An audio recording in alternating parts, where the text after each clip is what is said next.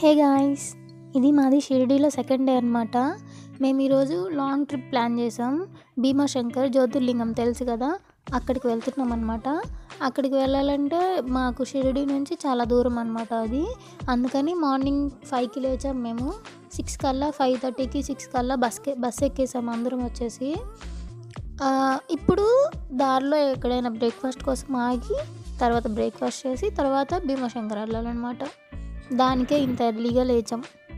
మేము 5కి బస్సు ఎక్కాం కదా, ఈ హోటల్కి వచ్చేసరికి 9 అయిందనమాట. దారిలో ఎక్కడ హోటల్స్ లేవు, అంటే మన సౌత్ ఇండియన్ బ్రేక్ఫాస్ట్ లేదు.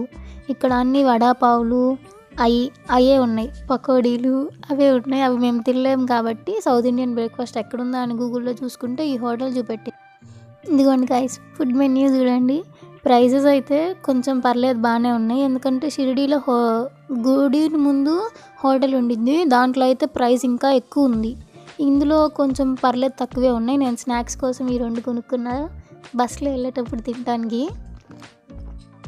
బ్రేక్ఫాస్ట్ చేశాక ఒక 2 hours మంచిగా స్లీప్ వేసాను.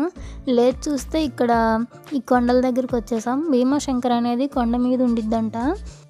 నాకు నార్మల్గా ఏ జర్నీ అయినా మోషన్ సిక్నెస్ అనేది రాదు. ఆఖరికి తిరుపతి ఎక్కి దిగేటప్పుడైనా, ఆ కొండ ఎక్కేటప్పుడైనా మోషన్ సిక్నెస్ అనేది ఉండదు నాకు, ఎందుకో తెలియదు. కానీ ఈ కొండ ఎక్కేటప్పుడు మాత్రం కడుపులో తిప్పింది చూడండి, అబ్బో మామూలుగా ఆడుకోవాలి. అదైతే నా పొట్ట నన్ను ఆ రోజు. బస్సు ఎప్పుడెప్పుడు ఆపుతారా, ఎప్పుడెప్పుడు దిగిపోదామా అని ఉన్నా నేను ఆ రోజైతే. ఫైనల్లీ అలాగా ఒక అరగంట కష్టం తర్వాత బస్సు కొండ మీదకి వచ్చేసింది, ఆపేశారు. ఇప్పుడు మేము ఇక్కడ నుంచి టెంపుల్కి వెళ్ళాలి. మేము వెళ్ళేటప్పుడు అయితే అక్కడ టెంపుల్ రెనోవేషన్ జరుగుతుంది. చాలా వరకు పనులన్నీ జరుగుతూ ఉన్నాయి. అందుకనే మమ్మల్ని పక్కదారి నుంచి పంపించారు, మెయిన్ మెట్ల మీద నుంచి కాకుండా. మెయిన్ మెట్లు అంటే ఇప్పుడు మేము దిగేవి కాదు గాయస్, కిందకి వెళ్ళాక ఒక సైడ్ నుంచి పంపించారనమాట మమ్మల్ని, కర్రలు కట్టేసి. అక్కడ మెయిన్ మెట్లు అనమాట. ఇవన్నీ అందరు దిగేవే. మెట్లు దిగుతుంటే మన పూర్వీకులు కనిపించారు గైస్. అంటే ఇక్కడ మనుషుల కంటే కోతులు ఎక్కువ ఉన్నాయి అనుకోండి. అసలు మీరేమన్నా చేతిలో పట్టుకొని నడిచారా, అయిపోయినట్టే లెక్క. ఇంకా వచ్చేసి లాక్కొని వెళ్ళిపోతున్నాయి. కవర్ చేతిలో ఏమన్నా ఉంటే అవన్నీ లాక్కొని వెళ్ళిపోతున్నాయి. చాలా భయం వేసింది నాకైతే ఇక్కడ కోతుల్ని చూసి. ఇంకొక 50 steps ఉన్నాయి అనగా మమ్మల్ని ఆపేశారు గైస్ క్యూలో ఇక్కడ.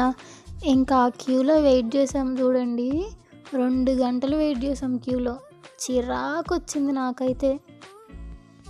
ఇంకోసారి ఈ టెంపుల్కి రాలేనేమో అనిపించింది ఆ క్యూ చూసి. నేను చెప్పాను కదా కర్రలు కట్టి పక్క నుంచి పంపించారని, ఇదిగోండి ఇక్కడే. ఆ కర్రలది దాటినాక ఇంకా అలాగా వెయిట్ చేసి కొంచెం ముందుకు వచ్చేసామంటే అదిగోండి టెంపుల్. లోపల స్వామివారి దర్శనం, లోపల ఏమేమి పూజలు జరుగుతున్నాయి, ఎవరెవరు దర్శనం చేసుకుంటున్నారు అనేది మనకి బయట LED టీవీ ఉంది కదా, ఆ టీవీలో కనిపిస్తుంది, లైవ్ అనమాట అది.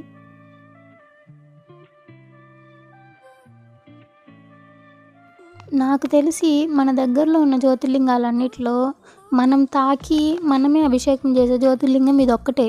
కాబట్టి కష్టమైన ఒకసారైనా భీమాశంకర్కి వెళ్ళరండి మీరు అందరూ. మనం తాకొచ్చు దేవుణ్ణి డైరెక్ట్గా. ఇది టెంపుల్ అనమాట బయట నుంచి. Okay guys, bye bye.